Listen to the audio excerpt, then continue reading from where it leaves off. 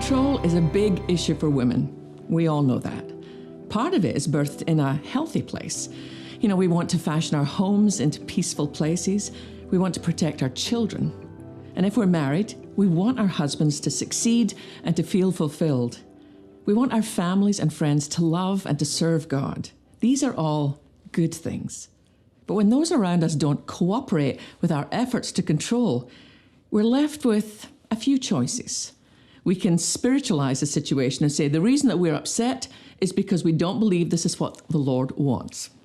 Or we can punish the person and say, well, that's fine if that's what you want to do, but I won't be part of it. Or worst of all, we can withdraw. We don't yell and scream at that person. We just choose not to talk to them at all. But actually, there's another choice. We can give up our attempts at control, let the person do their worst, and see what God will do. But it's never quite that straightforward, is it? Just ask David. When we left David, the scent of victory permeated him. A young shepherd boy had accomplished what no warrior would even attempt. David's world changed the day he killed Goliath. He wasn't allowed to return to the life he knew. He was brought into the palace. But when King Saul saw the way the people loved David, he did what all people do when they haven't surrendered to the sovereignty of God.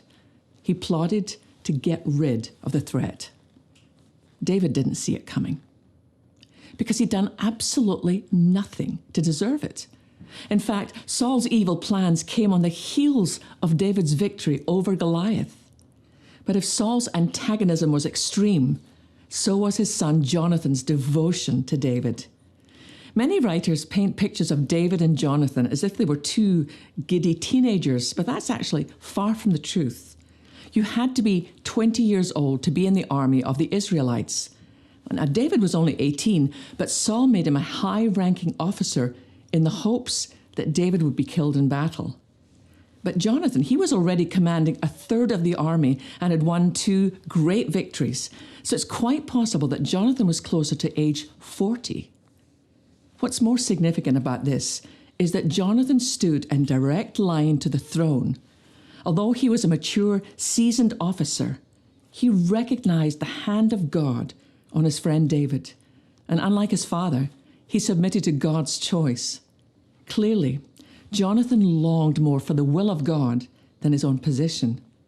But still, Saul was king, and he wanted David out of the way. So David was forced to abandon the palace and leave everything behind. Even though David knew he was the Lord's chosen one, he did not retaliate or force his hand. He didn't try to sway others to his side. Instead, he left alone. That speaks volumes to me about David's heart. When we're wronged, we want people to know about it. Like when there's a church split, we rarely leave alone. If our family falls apart, we want people to know our side of the story. We're afraid that leaving by ourselves signals to people that we're admitting we were in the wrong. But it can mean something so much greater. It can mean we have completely surrendered control of our future to God.